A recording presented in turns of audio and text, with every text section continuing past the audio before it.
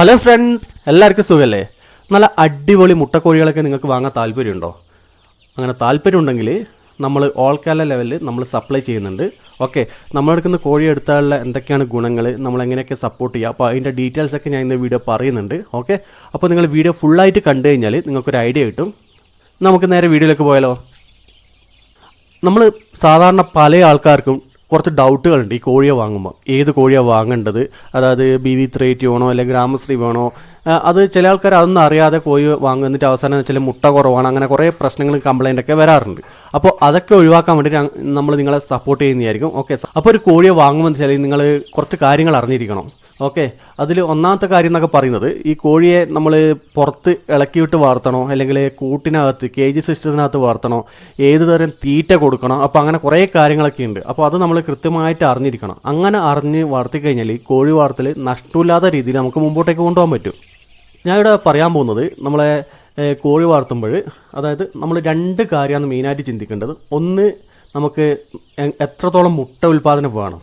Okay, എത്രത്തോളം മുട്ട ഉൽപ്പാദനം നമുക്ക് ഒരു മാസത്തിൽ ഒരു ദിവസം നിങ്ങൾ എങ്ങനെയാണ് കണക്ക് കൂട്ടുന്ന, ആ ഒരു ദിവസം എത്ര മുട്ട നിങ്ങൾക്ക് വേണം? ഇപ്പോൾ ഒരു 50 മുട്ട വേണോ ഡെയിലി, അല്ലെങ്കിൽ ഒരു 20 മുട്ട വേണോ? ഓക്കെ, പിന്നെ അതുപോലെ നിങ്ങളുടെ തീറ്റയുടെ കാര്യമാണ്. കോഴികൾക്ക് നിങ്ങൾ എങ്ങനെയാണ് തീറ്റ കൊടുക്കാൻ ഉദ്ദേശിക്കുന്നത്? വീട്ടിലെ വേസ്റ്റ്, അല്ലെ ഈ പച്ചക്കറി വേസ്റ്റ്, ഹോട്ടൽ വേസ്റ്റ്, അങ്ങനെ അതിൻ്റെ കൂടെ മുട്ടത്തീറ്റ കൊടുക്കാനാണോ, അല്ലെങ്കിൽ മുട്ടത്തീറ്റ മാത്രം കൊടുത്ത് വളർത്താനാണോ? കാരണം ഞാൻ ഇങ്ങനെ പറയാൻ കാരണം എന്ന് വെച്ച് കഴിഞ്ഞാൽ, ചില ആൾക്ക് നല്ലോണം വേസ്റ്റ്, ഫുഡ് വേസ്റ്റ് കാര്യങ്ങളൊക്കെ ഇഷ്ടം പോലെ കിട്ടും. അപ്പോൾ അവർക്കത് വെറുതെ വേസ്റ്റ് ആക്കുന്നതിന് വരെ കോഴിക്ക് കൊടുത്തു കഴിഞ്ഞാൽ കുറച്ച് മുട്ടയും കിട്ടും, ആ ഫുഡ് വേസ്റ്റ് ആവുകയില്ല. അങ്ങനെ ഉദ്ദേശിക്കുന്ന ആൾക്കാരുണ്ടാവും.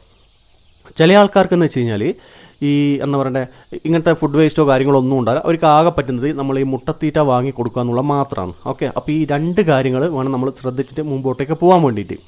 അപ്പോൾ നമ്മൾ ഈ കാര്യങ്ങളൊക്കെ ശ്രദ്ധിച്ച് പോയി കഴിഞ്ഞാൽ കോഴി വളർത്തൽ നമുക്ക് നഷ്ടമില്ലാത്ത രീതിയിൽ തന്നെ മുമ്പോട്ടേക്ക് കൊണ്ടുപോകാൻ പറ്റും. ഓക്കെ, അപ്പോൾ ഒന്നാമത്തെ ഒരു കാര്യം എന്ന് പറയുന്നത്, നമുക്ക് ഈ ഇളക്കി വിട്ട് വളർത്തുകയും ചെയ്യണം, അതിൻ്റെ കൂടെ ഫുഡ് വേസ്റ്റും കൂടി കൊടുത്തിട്ട്, അതായത് ഇളക്കി വിട്ട് വളർത്തുക, ഫുഡ് വേസ്റ്റ് കൊടുക്കുക, അതിൻ്റെ കൂടെ കുറച്ച് മുട്ടത്തീറ്റയും. അപ്പോൾ അങ്ങനെ കൊടുക്കാനാണെങ്കിൽ നമുക്ക് ഏറ്റവും നല്ലത് നമ്മുടെ ഗ്രാമശ്രീ, കൈരളി, സൊണാലി, പിന്നെ നമ്മൾ നാടൻ കോഴിയൊക്കെ ഉണ്ട്. പക്ഷേ മുട്ടക്കായതുകൊണ്ട് നമ്മൾ നാടൻ കോഴിൻ്റെ കാര്യം ഇവിടെ പറയുന്നില്ല. ഈ പറഞ്ഞ കൈരളി, ഗ്രാമശ്രീ, സൊണാലി.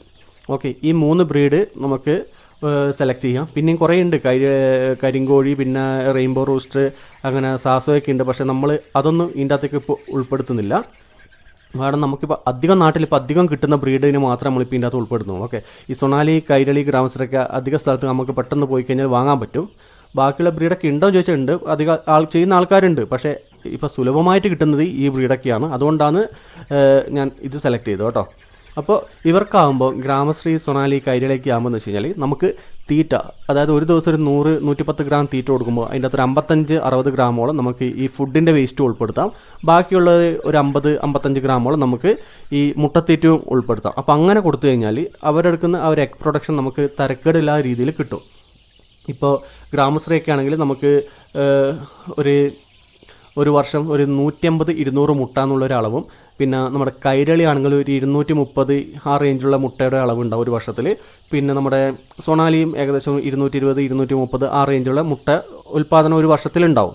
ഓക്കെ, ഈ പറഞ്ഞ രീതിയിൽ ഒരു തീറ്റ എങ്ങനെയായാലും കൊടുക്കണം. കാരണം മുട്ടത്തീറ്റ കൊടുക്കാതെ വെറും ഫുഡ് വേസ്റ്റ് മാത്രം കൊടുത്തിട്ട് നമ്മൾ വളർത്താമെന്ന് വെച്ച് കഴിഞ്ഞാൽ അത് വർക്കൗട്ട് ആവില്ല. കാരണം വെച്ചാൽ ഇവർക്ക് കാൽസ്യം കണ്ടൻ്റൊക്കെ നല്ലോണം വേണം, എന്നാലും മാത്രമേ ഈ മുട്ടേൻ്റെ പ്രൊഡക്ഷൻ കൃത്യമായിട്ട് നടക്കുള്ളൂ. പിന്നെ നമ്മൾ രണ്ടാമത്തെ ഒരു ഇതെന്ന് പറയുന്നത്, നമ്മൾ മുട്ടത്തീറ്റ മാത്രം കൊടുത്തിട്ട് വളർത്തുന്നുണ്ടല്ലോ. അപ്പോൾ നമുക്ക് ഈ ഫുഡ് വേസ്റ്റ് ഒന്നും അറേഞ്ച് ചെയ്യാൻ പറ്റില്ല, അത്രയൊന്നും ഫുഡ് വേസ്റ്റും കാര്യങ്ങളൊന്നുമില്ല. അപ്പോൾ നമുക്ക് ആകെയുള്ള ഒരു ഓപ്ഷൻ എന്ന് പറയുന്നത് നമുക്ക് മുട്ടത്തീറ്റ കൊടുത്ത് വളർത്തുന്ന മാത്രമാണ്. അത് കൂടാതെ നല്ല രീതിയിൽ എഗ് പ്രൊഡക്ഷൻ വേണമെന്ന് ഉദ്ദേശിക്കുന്ന ആൾക്കാർക്കും കൂടിയാണ് ഈ ഒരു മെത്തേഡ് എന്ന് പറയുന്നത്. അപ്പോൾ അങ്ങനെ നോക്കുമ്പോൾ നമുക്ക് ഈ മുട്ടത്തീറ്റയും നല്ല രീതിയിൽ മുട്ടത്തീറ്റ കൊടുത്ത് വളർത്താം. പിന്നെ അതുപോലെ തന്നെ നല്ല രീതിയിൽ മുട്ട ഉൽപ്പാദനം വേണമെന്നുണ്ടെങ്കിൽ നമുക്ക് BV380 കോഴിയാണ് ഏറ്റവും നല്ലത്.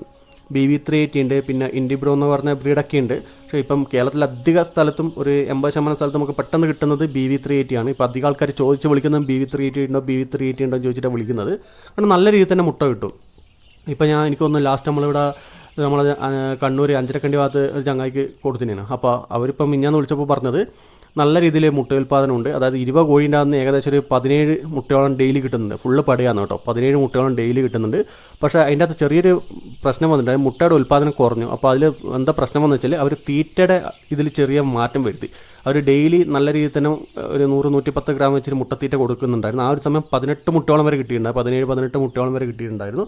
അത് കഴിഞ്ഞിട്ട് അതിൻ്റെ അകത്ത് അവർ തവിട് മിക്സാക്കാൻ തുടങ്ങി. പക്ഷേ അങ്ങനെ മിക്സാക്കാൻ തുടങ്ങുമ്പോൾ എന്ന് വെച്ച് കഴിഞ്ഞാൽ ഇവർക്ക് ഈ കാൽസ്യത്തിൻ്റെയും പ്രോട്ടീനൊക്കെ അളവ് കുറയും. അപ്പോൾ അത് മുട്ടനെ ഭയങ്കരമായിട്ട് ബാധിക്കും. അപ്പോൾ ഞാൻ അവരോട് വീണ്ടും പറഞ്ഞു, നിങ്ങൾ ഈ പറഞ്ഞ ആദ്യം കൊടുത്ത മെത്തേഡ് തന്നെ പോവുക. അപ്പോൾ കൊടുത്തു കഴിഞ്ഞാൽ വീണ്ടും നല്ല രീതിയിൽ തന്നെ റിസൾട്ട് ഉണ്ടാവും. അപ്പോൾ അത് പറഞ്ഞു കൊടുത്തിട്ടുണ്ട്. പിന്നെ അതിനുശേഷം അവർ കോൺടാക്റ്റ് ചെയ്തിട്ടില്ല. ഓക്കെ, അപ്പോൾ നമ്മൾ തീറ്റയാണ് ഈ കോഴികൾക്ക് മെയിനായിട്ട് എപ്പോഴും ശ്രദ്ധിക്കേണ്ട ഒരു കാര്യം. നമ്മൾ തീറ്റേൻ്റെ അളവിൽ കൃത്യമായിട്ട് കൊടുത്താൽ മാത്രമേ, അത് കറക്റ്റായിട്ട് നമ്മൾ നോക്കി കൊടുക്കണം. എന്നാൽ മാത്രമേ നമുക്ക് നല്ല രീതിയിലുള്ള മുട്ട ഉൽപ്പാദനം കിട്ടുള്ളൂ. കാരണം നമ്മൾ കോഴികൾക്ക് എത്ര തീറ്റ കൊടുത്തു കഴിഞ്ഞാൽ അവർ തിന്നും, എങ്ങനെ കൊടുത്തു കഴിഞ്ഞാൽ അവർ തിന്നും. ഓക്കെ, ഇപ്പം 100 കൊടുത്താലും 110 കൊടുത്താലും 150 കൊടുത്താലും അവർ പരമാവധി കഴിച്ച് തീർക്കും. പക്ഷേ നമ്മൾ അത്രയാണ് നമുക്ക് തീറ്റ ചിലവ് കയറുകയും മുട്ടയുടെ ഉൽപ്പാദനം ഉണ്ടെങ്കിൽ തന്നെ തീറ്റ ചിലവ് കയറുമ്പോൾ നമുക്ക് രണ്ടും കൂടി ബാലൻസ് ചെയ്ത് മുമ്പോട്ടേക്ക് പോകാൻ പറ്റില്ല. അപ്പോൾ നിങ്ങൾ ഈ കോഴിയെ വളർത്തുമ്പോൾ നിങ്ങൾ ഫസ്റ്റ് ഈ പറഞ്ഞ കാര്യങ്ങളൊക്കെ വൃത്തിക്ക് ആലോചിച്ച് ഒരു തീരുമാനം എടുക്കണം. ഏത് കോഴിയാണ്, എങ്ങനെയാണ് വേണ്ടത്, എനിക്ക് ഈ ഫുഡ് വേസ്റ്റൊക്കെ അറേഞ്ച് ചെയ്യാൻ പറ്റുമോ, അല്ലെങ്കിൽ എനിക്ക് മുട്ടത്തീറ്റ മാത്രമാണോ ഉള്ളത്. അപ്പോൾ അതൊക്കെ കൃത്യമായിട്ട് ആലോചിച്ച് മനസ്സിലാക്കിയിട്ട് വേണം നിങ്ങൾ കോഴിയെ സെലക്ട് ചെയ്യാൻ വേണ്ടിയിട്ട്. അങ്ങനെ സെലക്ട് ചെയ്തിട്ട് പിന്നെ നിങ്ങൾ ബ്രീഡിന് വാങ്ങുക. ഓക്കെ, ഞാൻ പറഞ്ഞില്ല, നമ്മൾ നല്ല നല്ല കോഴികൾ ഈ ഗ്രാമശ്രീ, സൊനാലി, കൈരളി, BV380 പിന്നെ നാടൻ കോഴി ഉണ്ടാവാറുണ്ട്. ഇതൊക്കെ നമ്മൾ ഓൾ കേരള ലെവലിൽ നമ്മൾ സെയിൽ ചെയ്യുന്നുണ്ട്. നമ്മളെ കുറേ ട്രസ്റ്റഡ് ഫാമേഴ്സ് ഉണ്ട്. അപ്പോൾ അവരുടെ അടുത്ത് നിന്ന് നിങ്ങളുടെ ലൊക്കേഷൻ ഏതാണോ അടുത്തുള്ളത് അവിടത്തേക്ക് നമ്മൾ അറേഞ്ച് ചെയ്യുന്നതായിരിക്കും.